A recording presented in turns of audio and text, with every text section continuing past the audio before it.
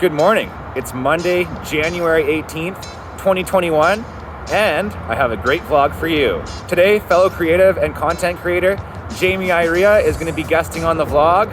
I don't really know what we're going to be talking about. He says that he doesn't like to plan topics. He'd prefer to let it come out a little bit more naturally. I can respect that. I'm kind of like that too. Recorded an episode of Photography Brothers yesterday. I don't want to jinx it, but I think it might be our best episode yet. Working on some editing with Abe, and then we've got a big team meeting, and then it's time to hop on this call with Jamie. Live on the vlog, it's Masha's coffee review show. What does she think of Kicking Horse Coffee? Wait, what's the company called that makes it? Kicking Horse. Oh. And what's your review? It's Trey Potent. It is, right? Yeah. That was my thoughts as well. Pretty intense. I'll show you guys the light setup that I'm rocking in here now. I've got this really awesome LED light here that has magnets on the back, and I realized I could just stick that to this electrical panel. We have two lights that are totally different colors. Super white over here, super orange back here, and I just really like the contrast that creates. Put it all together, and it looks something like this. Yo. Good morning. Thanks for joining us. And yeah, thank you all of you guys for being here. This is awesome, momentous occasion. The whole team is getting to meet each other, so I'm super excited for that.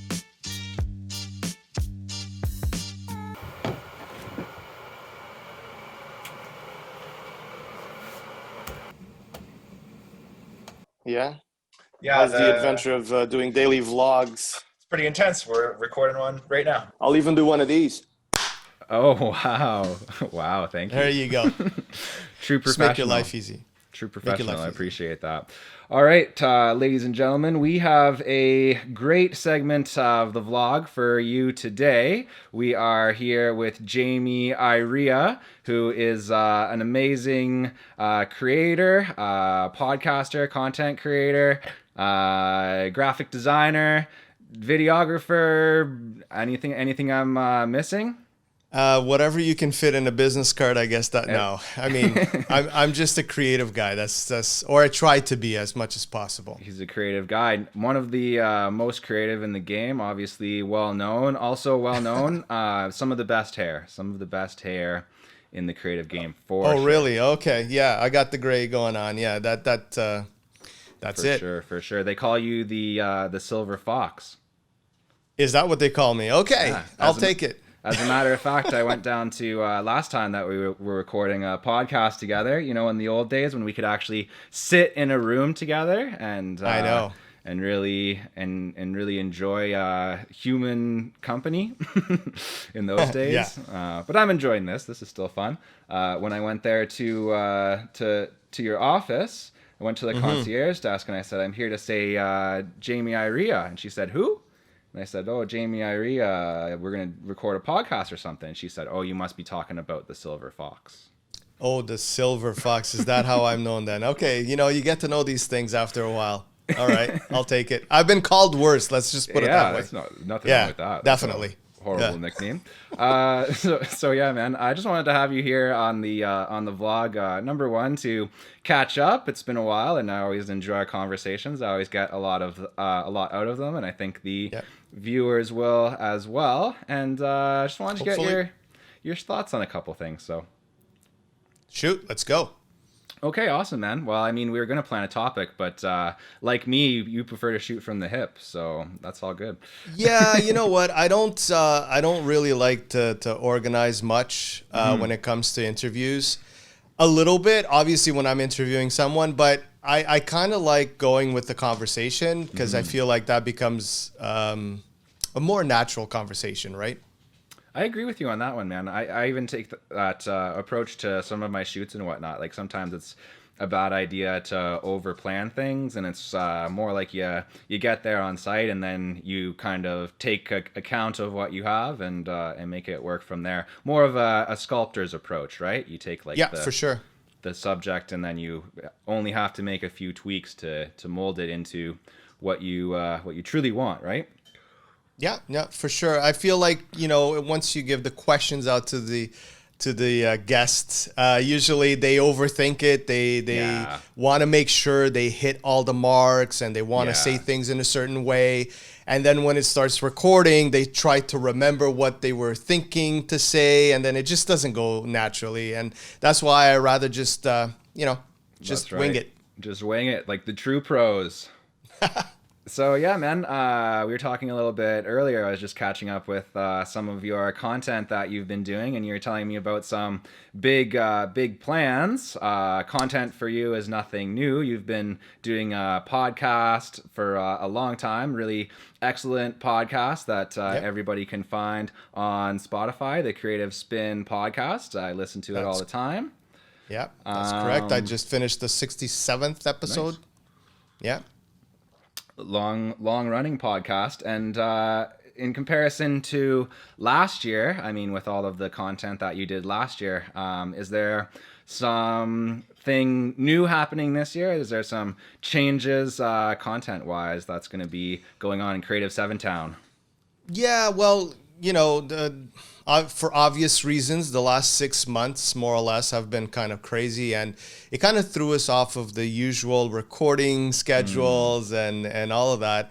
So one of the main things for this year is really going back into a steady schedule for recordings, not only with the podcast, but also going back to the Creative 7 channel as well. So there's 2 channels there. There's the one just dedicated to the podcast and the other one to the company. And in the company, I'm going to dive in deeper into all of the things that we do here, from a marketing perspective and behind the scenes. I think that's the one that I want to, go really deep on.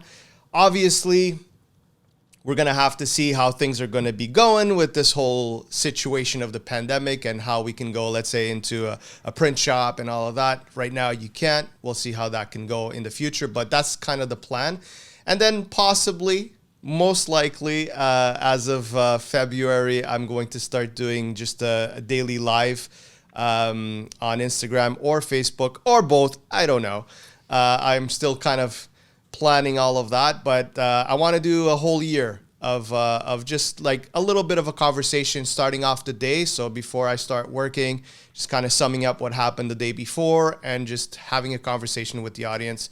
But I will do it live, so I don't have to edit anything. I might just choose those to edit afterwards, but Daily content. What type of madman would even attempt such a thing? I know, but when you know this, I mean, as a creative person, there's always stuff going on. Mm-hmm. And I feel like when you go live, because we've done it quite a few times, there's always questions that come up from the audience, and that's kind of what's going to generate the content. Really, I might start off with the topic and then halfway through go into something completely different, whatever the audience wants for that day, and we'll go from there. Yeah, nice. That's always a good approach to take, is tailoring your content to the audience. Probably the biggest mistake that people make out of the gate is they make it all about themselves, right? It's not. It's about the audience. Yeah.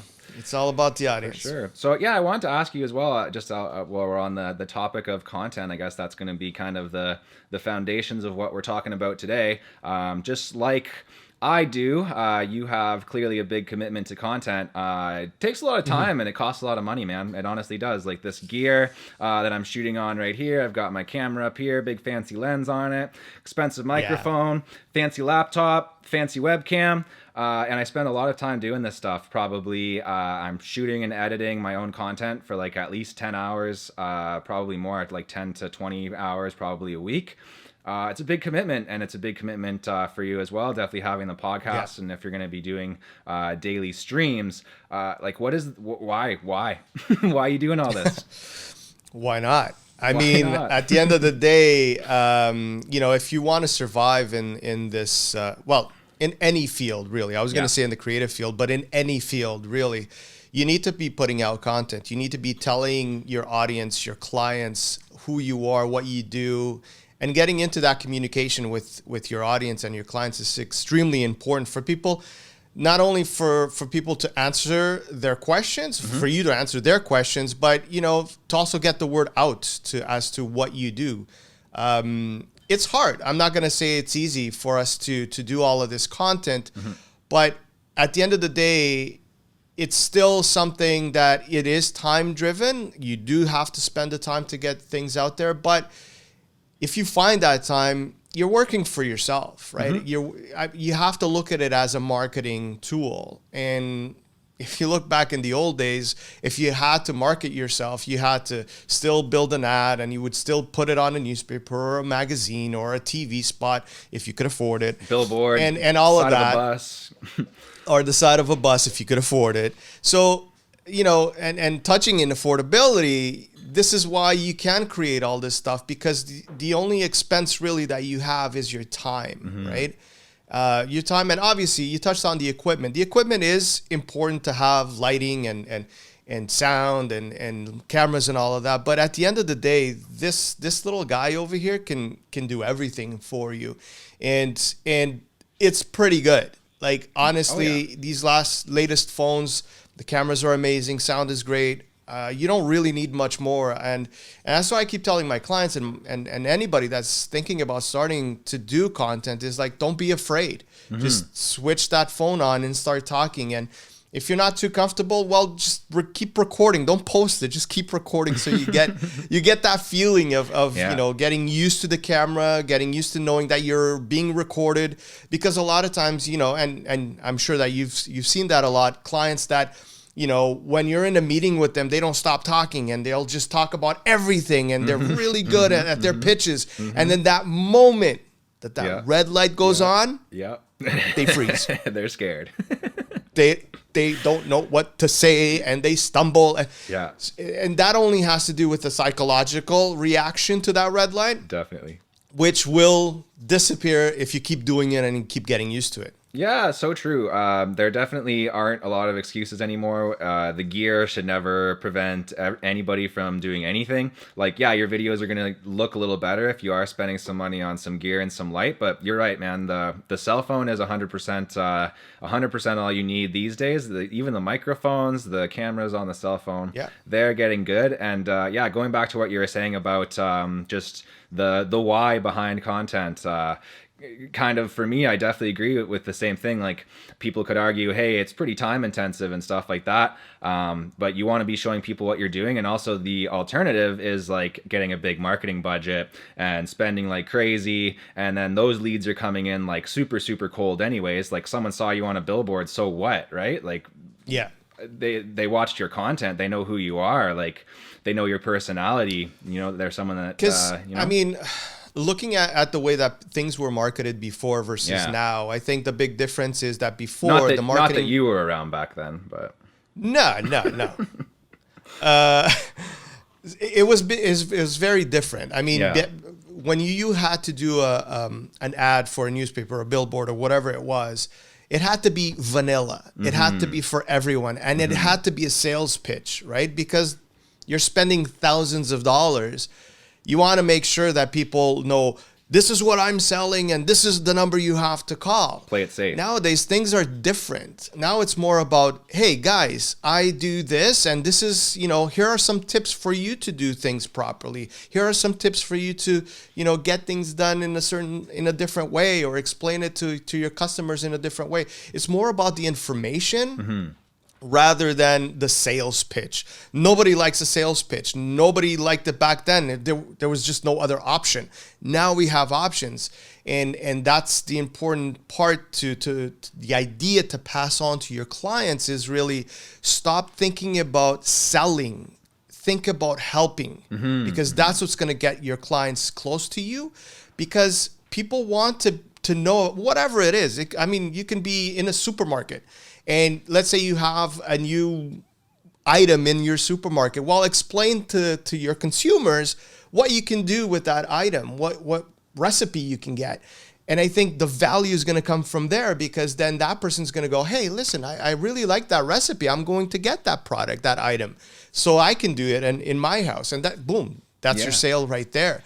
So it's a different approach. I mean, the end result is the same. You want to sell, you want to get the word out, but the process of how you do it is very different. For sure, yeah, and I think that's great advice, and I hope everybody out there, their ears perked up for that one, because I think that is, again, a really fundamental thing about business that a lot of people out of the gate kind of screw up, viewing everything in like a transactional way, where you're reaching out to these people and you're saying basically, I'm going to do this work for you, and you're going to send me some money, and yeah, I mean that's getting some money is you can't keep your business open without it, but it's not about sales necessarily. It's not about being that salesman all the time. It's about relationships, right? It's about building a relationship. The people who I work for, like there's odd jobs that I get here and there, but there's my steady clients, and they're not even looking in any other direction, because they know that I'm a team member. They know I'm going to do everything that I can to,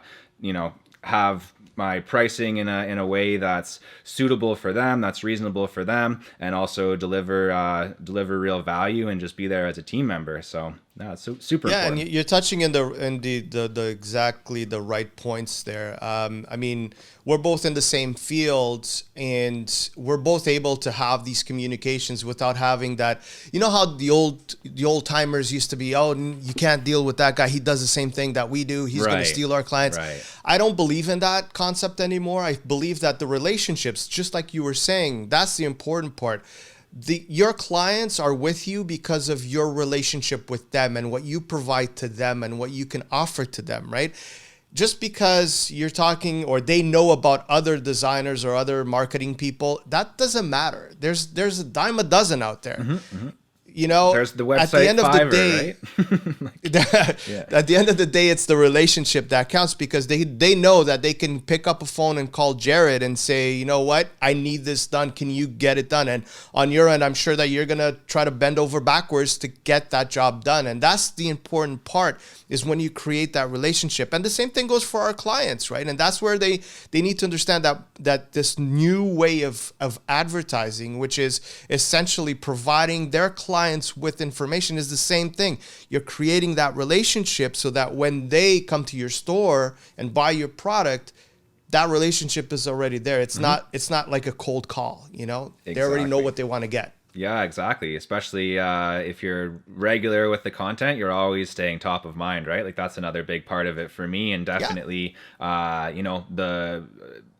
really it all goes back to I can't even escape how much like content is the cornerstone of my business. It honestly is. Like there's a reason why they say content is king, right? Content, it truly is king. Like the job that I'm doing right now for a big restaurant client, we're doing live streams for them, and that's because like the person who was managing that, I know them from back in the day, and they ran into me on the street and they said, "Hey Jared, I've been watching all your content on YouTube, and do you want to come and have an interview with the owner of this restaurant and see if there's some work that can be done?" So yeah, just if you're afraid of getting in there and getting your hands a little bit dirty with the content stuff, I would say if you have any ability to get in front of a connection, get in front of a camera and make a connection, any ability to speak in front of people, like you're saying, people tend to have the ability to do it in person, and throwing that camera on kind of gets them scared. But I can tell you from my personal experience, it's been huge for me, and I think